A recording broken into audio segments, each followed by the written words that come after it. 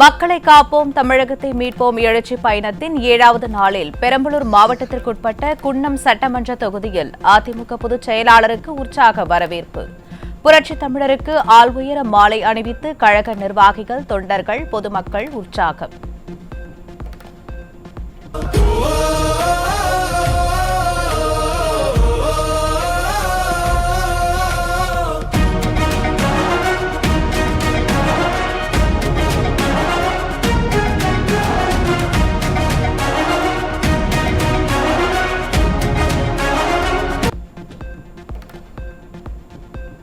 பயம் என்ற சொல்லுக்கு நான் தலை வணங்கியது கிடையாது என்று ஸ்டாலினுக்கு அதிமுக பொதுச் செயலாளர் பதிலடி. எனது கரங்கள் மண்வெட்டி பிடித்த கை, சாதாரணமாக நினைத்துவிட வேண்டாம் என பெரம்பலூர் மாவட்டம் குன்னம் கடைவீதியில் நடைபெற்ற எழுச்சி பயணத்தில் கழக பொதுச் செயலாளர் பேச்சு.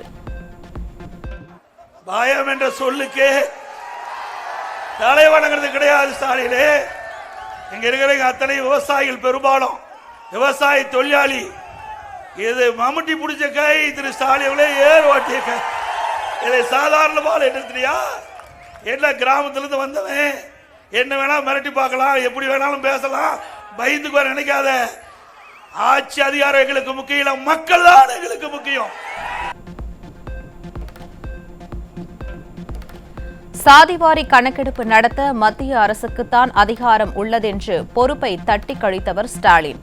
சாதிவாரி கணக்கெடுப்பு தமிழ்நாட்டில் எடுக்கக்கூடாது என எண்ணிய ஸ்டாலினுக்கு மத்திய அரசு மரண அடி கொடுத்துவிட்டது என பெரம்பலூர் மாவட்டம் குன்னம் கடைவீதியில் நடைபெற்ற எழுச்சி பயணத்தில் புரட்சித் தமிழர் ஆவேசம்.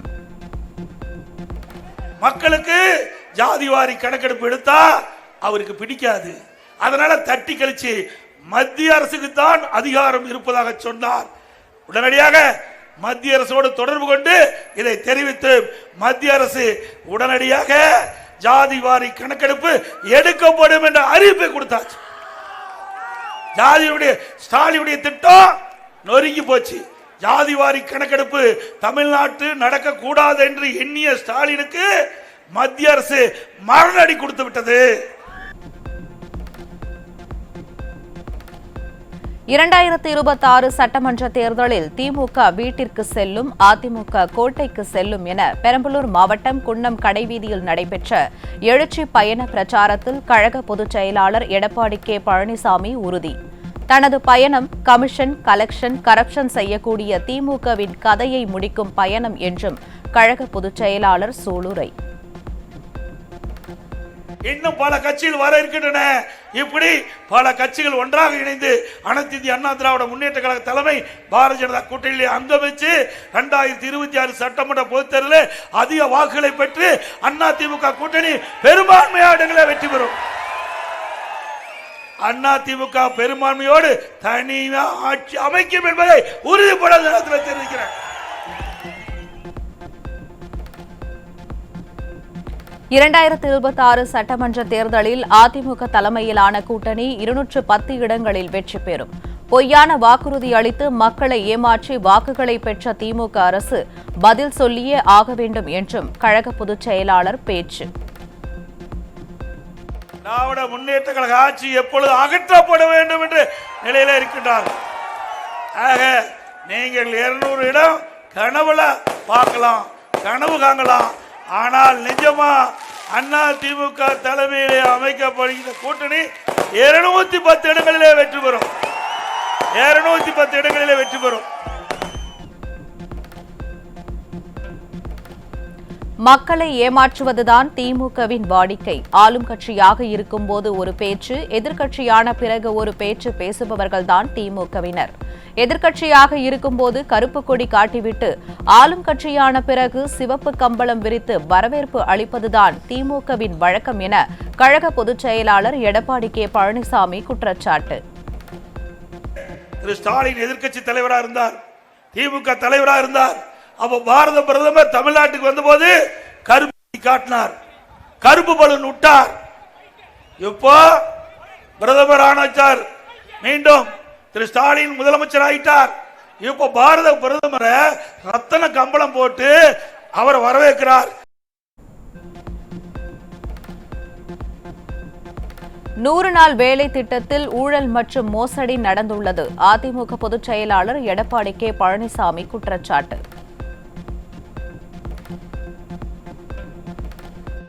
இந்த 100 நாள் வேலை திட்டத்திலே பணிபுரிகின்ற ஊழியர்களுக்கு அவருக்கு உண்டான சம்பளத்தை கொடுக்கல. பல மாத சம்பளம் இன்னும் போச்சு. உடனே மத்திய அரசு மீது பழி போட்டார். நாங்கள் மத்திய அமைச்சரை சந்தித்து பேசிய போது மத்திய அமைச்சர் சொன்னார், எனக்கு இன்னும் கணக்கே கொடுக்கலீங்க, எல்லாம் பொய் கணக்கு எழுதியிருக்கிறாங்க, ஊழல் செஞ்சிருக்கிறாங்க, கணக்கு கொடுத்தா தானே நாங்க பணம் கொடுக்க முடியும் சொன்னார். நாங்க சொன்னோம் பரவாயில்லைங்க, அவர்கள் எவ்வளவு கேட்கிறாங்களோ அதுல ஒரு பகுதியாவது நீங்க கொடுன்னு சொன்ன உடனே மத்திய அமைச்சர் நான் நேரடியாக டெல்லி சென்று அவளை சந்தித்து பேசிய போது ஏழை மக்களுடைய கஷ்டங்களை எடுத்து சொன்னவுடன் 2999 கோடி முதல் கட்டமாக ரிலீஸ் பண்ணாங்க, பணத்தை விடுவிச்சாங்க. பல்வேறு கோரிக்கைகளுக்காக 1,05,00,000 பேரிடம் பெற்ற மனுக்களில் 1,01,00,000 பேரின் மனுக்களுக்கு தீர்வு காணப்பட்டதாக IAS அதிகாரிகள் கூறுகிறார்கள். அரசு அதிகாரிகள் திமுகவுக்கு ஆதரவாக புள்ளி விவரங்களை தரக்கூடாது என்றும், கழக ஆட்சி அமைந்ததும் தவறான தகவல் தரும் IAS அதிகாரிகள் மீது நடவடிக்கை எடுக்கப்படும் எனவும் எதிர்க்கட்சித் தலைவர் எடப்பாடி கே பழனிசாமி திட்டவட்டம். என்ன கொடுக்கறாங்க? 1,05,00,000 பேர்கிட்ட மனு வாங்கியிருக்கிறாங்க. 1,05,00,000 பேர்கிட்ட மனு வாங்கி இதுவரைக்கும் 1,01,00,000 பேருக்கு அந்த மனுவுக்கு தீர்வு காணப்பட்டதா சொல்றாங்க. அப்படின்னா 1,01,00,000 பேருக்கு தீர்வு காணப்பட்டது என்றா எந்தெந்த மனுவுக்கு தீர்வு காணப்பட்டீங்க, என்னென்ன மனு கூட கொடுத்திருக்கிறாங்க, அதற்கு என்ன பரிகாரம் கண்டப்பட்டிருக்குது, என்ன விளக்கம் கொடுங்க. விளக்கம் கொடுக்கவில்லை என்றால் அதிமுக ஆட்சி வந்த பிறகு இப்படி தவறாக புள்ளி விவரம் கொடுக்கிற மீது சட்டப்படி அதிமுக அரசு நடவடிக்கை எடுக்கும். தமிழ்நாட்டில் சட்டம் ஒழுங்கு சீர்கெட்டுள்ளதால் கடந்த 4 ஆண்டுகளில் 7,737 கொலை சம்பவங்கள் நடைபெற்றுள்ளது. கடந்த 6 மாதத்தில் மட்டும் 730 கொலை சம்பவங்கள் தமிழ்நாட்டில் அரங்கேறியுள்ளதாக அதிமுக பொதுச் செயலாளர் எடப்பாடி கே பழனிசாமி குற்றச்சாட்டு. இந்த ஆட்சி திராவிட முன்னேற்ற கழக ஆட்சி திரு ஸ்டாலின் தலைமையிலே வந்த அரசாங்கம் அமைந்த பிறகு தமிழ்நாட்டில் நடந்த கொலை விவரம் சுமார் 7,737. இந்த 6 மாசத்துல மட்டும் 730 கொலை நடந்திருக்குது. 6 மாசத்துல 730 கொலை. அப்படின்னா தமிழ்நாடு கொலை மாநிலமாக மாறிவிட்டது. இதற்கெல்லாம் முடிவு கட்டுகின்ற தேர்தல் 2026 சட்டமன்ற தேர்தல். மக்களை காப்போம், தமிழகத்தை மீட்போம் சூறாவளி சுற்றுப்பயணத்தின் ஒரு பகுதியாக அரியலூர் மாவட்டம் ரயில்வே கேட் பகுதியில் நடைப்பயணம் மேற்கொண்ட அதிமுக பொதுச் செயலாளர் எடப்பாடி கே பழனிசாமிக்கு உற்சாக வரவேற்பு. வழிநெடுங்கிலும் திரண்ட கழக தொண்டர்கள் மற்றும் பொதுமக்கள் புரட்சித் தமிழருக்கு மலர்தூவி உற்சாகம்.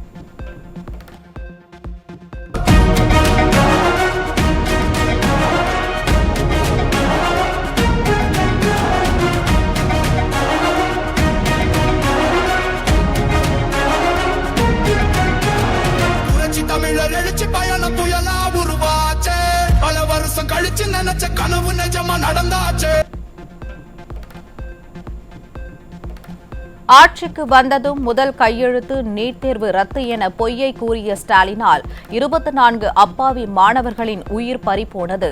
நீட் ரத்து என்னவானது என சட்டமன்றத்தில் நான் கேட்டபோது உச்சநீதிமன்ற தீர்ப்பை கூறி அந்தர்பல்டி அடித்தவர்தான் ஸ்டாலின் என புரட்சித் தமிழர் காட்டம்.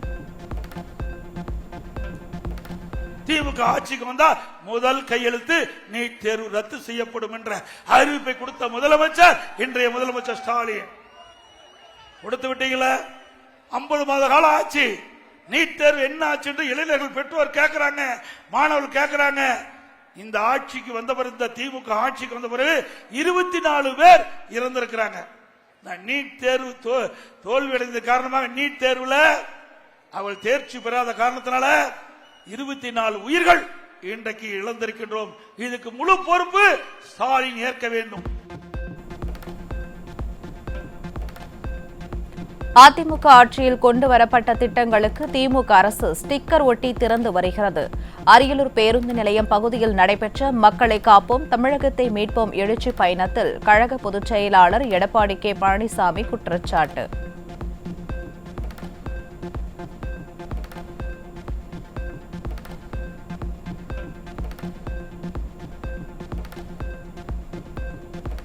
திமுக ஆட்சியில் நிறைய திட்டங்கள் கொண்டுவரப்பட்டுள்ளதாக ஸ்டாலின் கூறி வரும் நிலையில் ஒரு மருத்துவக் கல்லூரி கொண்டு வந்துள்ளதா? ஏழை எளிய மக்கள் பயன்பெறும் வகையில் செயல்பட்டு வந்த அம்மா கிளினிக்கை பொறுக்க முடியாமல் மூடிய அரசுதான் திமுக அரசு என அதிமுக பொதுச் செயலாளர் குற்றச்சாட்டு. எடப்பாடி பழனிசாமி படிப்புனா கசக்குதுங்கிறார். ஸ்டாலின் அவர்களே, படிப்பு என்றால் என் உயிருக்கு மேலாக மதிக்கின்றவர். ஆகையால் தான் இந்த 10 ஆண்டு அதிமுக 2010 2020 வரைக்கும் அதிமுக ஆட்சியில இத்தனை கல்லூரியில திறந்திருக்கிறோம். நீ சொல்லு பார்க்கலாம், நீ ஆட்சி பொறுப்பேற்று 50 மாத காலம் நிறைவு பெற்று விட்டது. எத்தனை மருத்துவக் கல்லூரியை கொண்டு வந்திருக்கிறீர்கள்? எத்தனை அரசு கலை கல்லூரியை கொடுத்திருக்கிறீங்க? எத்தனை பாலிடெக்னிக் கல்லூரி கொடுத்திருக்கிறீங்க? எதுவுமே இல்ல.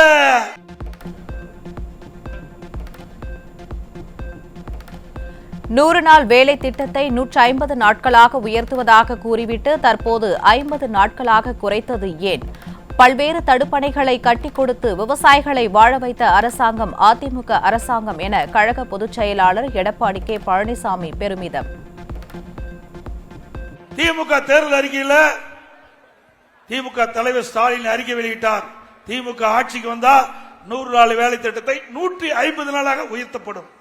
அந்த 100 நாள் வேலை திட்டத்தில் பணிபுரிகின்ற ஊழியர்களுக்கு சம்பளம் உயர்வு செஞ்சாங்களா? 100 நாள் வேலை திட்டத்துக்கு பதிலா 50 நாள் வேலை திட்டம் ஆகி போச்சு. அந்த நாட்களை குறிச்சிட்டாங்க. அவளுக்கு முழுமையான பணம் கிடைக்கல. இப்படிப்பட்ட ஒரு அரசாங்கம் தேவையா?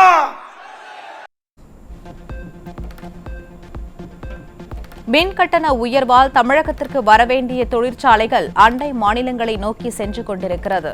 சொத்து வரி, மின் கட்டண உயர்வு போன்றவைக்கு எல்லாம் விடிவு காலம் பிறக்க வேண்டுமென்றால் 2026 தேர்தலில் அதிமுக வெல்ல வேண்டும் என அரியலூர் பேருந்து நிலையத்தில் தனது சூறாவளி சுற்றுப்பயணத்தில் கழக பொதுச் செயலாளர் வலியுறுத்தல். கரண்ட் பில் கேட்க வேண்டியதே இல்லை.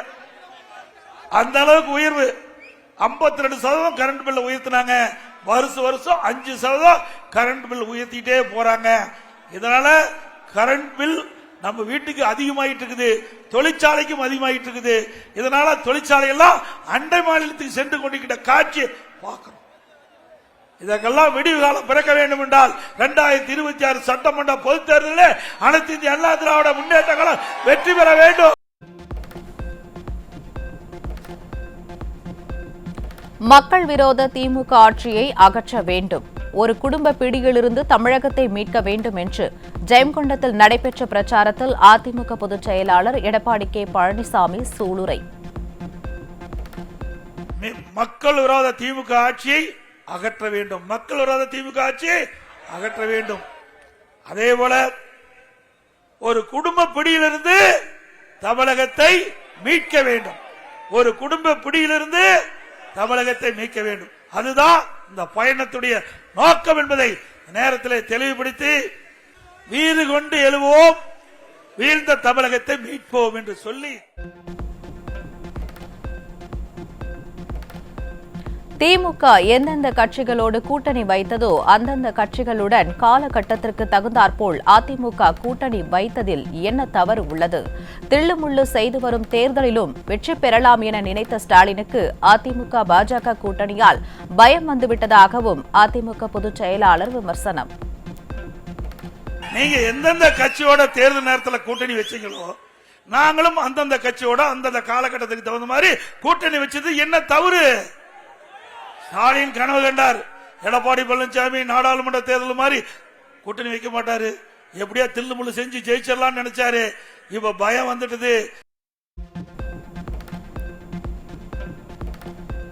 ஆட்சி பொறுப்பேற்ற 2 ஆண்டுகளிலேயே 30,000 கோடி ரூபாயை கொள்ளையடித்த கட்சிதான் திமுக. திமுகவின் கொள்ளை பற்றி திமுக அமைச்சரே பேசிய ஆடியோ குறித்து ஸ்டாலின் இதுவரை மறுக்கவே இல்லை என்று அரியலூர் மாவட்டம் ஜெயங்கொண்டம் பகுதியில் நடைபெற்ற சூறாவளி சுற்றுப்பயணத்தில் அதிமுக பொதுச் செயலாளர் எடப்பாடி கே பழனிசாமி பேச்சு. மக்கள் சொல்லல, எதிர்க்கட்சி சொல்லல. திமுக அமைச்சரவையில் இடம்பெற்றிருந்த இந்த 3 வருஷத்துக்கு முந்தைய நிதி அமைச்சர்னு ஒருத்தர் இருந்தார், திரு பழனிவேல் தேவராஜன் இருந்தார். அவர் ஒரு ஆடியோவில் ஒரு கருத்தை வெளியிட்டார். திரு சபரீஸ்வரன் யாருன்னா திரு ஸ்டாலினுடைய மருமகன், பிறகு உதயநிதி ஸ்டாலினுடைய மகன். திரு சபரீஸ்வரன் அவர்களும் திரு உதயநிதி அவர்களும் 30,000 கோடியை வைத்துக் கொண்டு என்ன செய்வது என்று தெரியாமல் திணறிக் கொண்டிருப்பார் என்று அந்த ஆடியோ செய்தி. இதுவரைக்கும் ஸ்டாலின் மறுக்கவே இல்லை. ஆக ஆட்சி பொறுப்பேற்று 2 ஆண்டுகளில் 30,000 கோடியை கொள்ளையடிச்ச கட்சி திமுக கட்சி. 30,000 கோடி நாம சொல்லல, திமுகவில் அங்கம் வைக்கின்ற நிதியமைச்சர் சொன்ன வாக்குமூலம். அரியலூர் மாவட்டம் பீகை காட்டி பகுதி பெண்கள் அதிமுக பொதுச் செயலாளர் எடப்பாடி கே பழனிசாமியுடன் சந்திப்பு. திமுக ஆட்சியில் விலைவாசி மலை போல் உயர்ந்துவிட்டதாகவும் அதிமுக ஆட்சியை எதிர்பார்த்து காத்திருப்பதாகவும் பெண்கள் எதிர்பார்ப்பு. கண்டிப்பா நீங்க வரணும் சார், மக்களுக்கு நல்லா செய்யுங்க சார். நீங்க எங்க வீட்டுக்கார அட்டாக் ஆபரேஷன் பண்ணிருக்காங்க. எனக்கு மயக்க ஒரு சீனியர் இல்லாத திடீர்னு ஜிஹெச்ல சேர்ப்பட வீட்டுக்காரருக்கு மருத்துவ காட்டு சரியில்லை, பழைய கார்டு செயல்படாதுன்னுட்டாங்க. நான் ஜிஹெச்சுக்கு போகும்போது பணம் கட்டினாதான் பண்ண முடியும், பண்ண முடியாதுன்ட்டாங்க சார். இந்த கார்டு செயல்படாதுன்ட்டாங்க. நான் 2 பொண்ணோட ஆபரேஷன் பண்றேன் சார். என் பிள்ளைங்களுக்கு கூலி வேலை செஞ்சு தான் நமக்கு பழைக்கிறோம். எங்க வீட்டுக்கு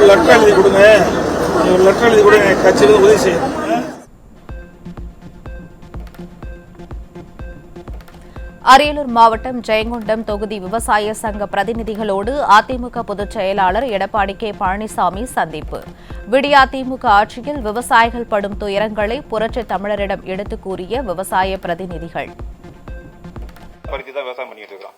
அது ஒரு காலகட்டத்தில் புரோட்டோனியம் புலி அதிகமா தாக்க இருந்து, அப்ப தாங்களுடைய பீரியட்ல புரோட்டோனியம் புலி தாக்குதலுக்கு அதிகாரிகள்ட்ட சொன்னோம், மருந்துகள்லாம் தெளிச்சு இந்த மருந்து அடிக்க சொன்னாங்க, அடிச்சோம், நல்லா வந்தது. அதனால எங்களுக்கு நல்ல ஈடு கிடைச்சது. இந்த பருத்தி விவசாயம் பண்ணி தாங்க நாங்க முன்னேறணும்.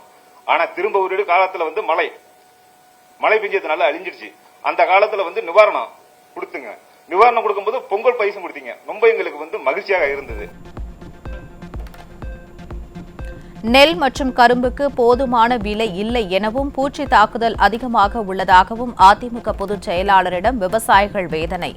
அதிமுக ஆட்சி அமைந்ததும் விவசாயிகளின் குறைகள் தீர்க்கப்படும் என புரட்சி தமிழர் திட்டவட்டம். இங்கே மனுவாக நீங்க கொடுக்க இருக்கிறீங்க, அந்த மனுக்களிலும் என்னென்ன பிரச்சனை இருக்குது என்பதையெல்லாம் ஆய்வு செய்து அனைத்து இந்திய அண்ணா திராவிட முன்னேற்ற கழக ஆட்சி மலர்ந்தவுடன் இந்த விவசாயியுடைய பிரச்சனைக்கு முன்னுரிமை கொடுத்து செயல்படுத்தப்படும். 5 ஆண்டுகளில் 2 முறை பயிர் கடன்களை தள்ளுபடி செய்த ஒரே அரசு அதிமுக அரசு என கழக பொதுச் செயலாளர் எடப்பாடி கே பழனிசாமி பெருமிதம். அதிமுக ஆட்சியில் 12,000 கோடிகளுக்கு மேல் விவசாயிகளின் கடன் தள்ளுபடி செய்யப்பட்டதை விவசாய பிரதிநிதிகளிடம் நினைவு கூர்ந்தார் புரட்சி தமிழர்.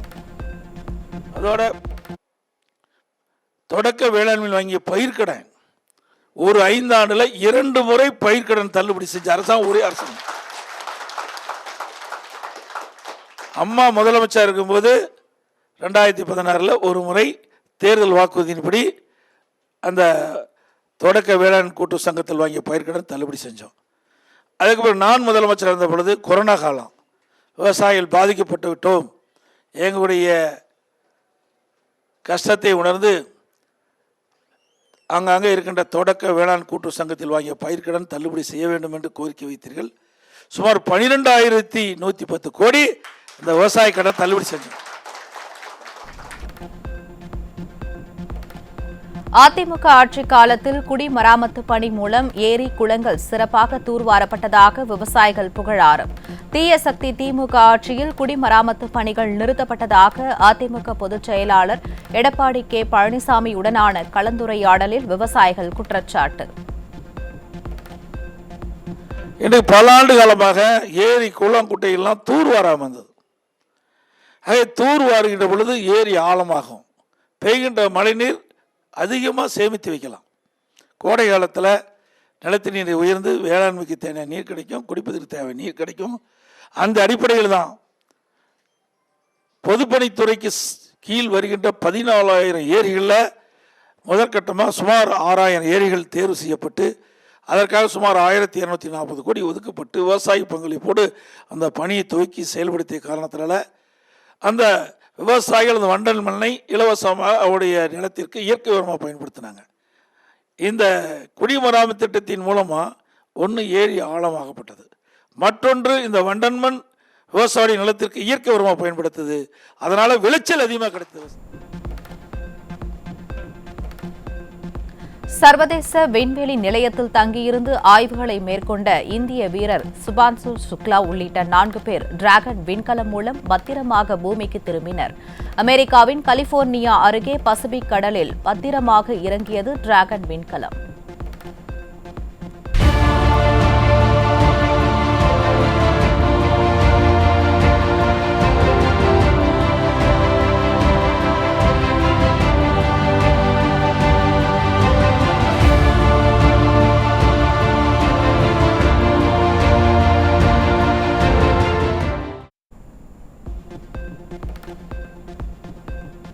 சர்வதேச விண்வெளி நிலையத்திலிருந்து சுமார் 22 மணி நேர பயணத்திற்கு பிறகு பூமிக்கு திரும்பிய டிராகன் விண்கலத்திலிருந்து சிரித்தபடியே வெளியே வந்த சுபான்சு சுக்லா ஆனந்த கண்ணீருடன் வரவேற்று கேக் வெட்டி தங்களது மகிழ்ச்சியை பகிர்ந்து கொண்ட சுபான்ஷின் பெற்றோர்.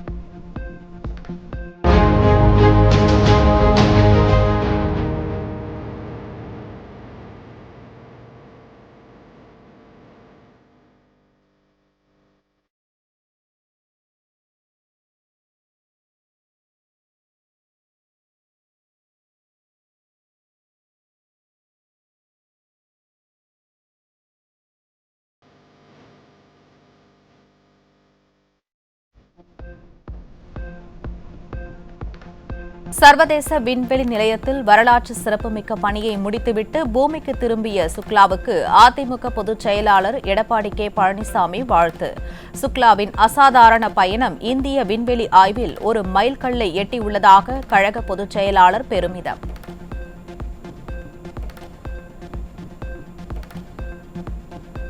சுபான்ஷு சுக்லாவின் அசாதாரண பயணம் இந்திய விண்வெளி ஆய்வில் ஒரு மைல்கல்லை எட்டியுள்ளதாக அதிமுக பொதுச் செயலாளர் எடப்பாடி கே பழனிசாமி பாராட்டு.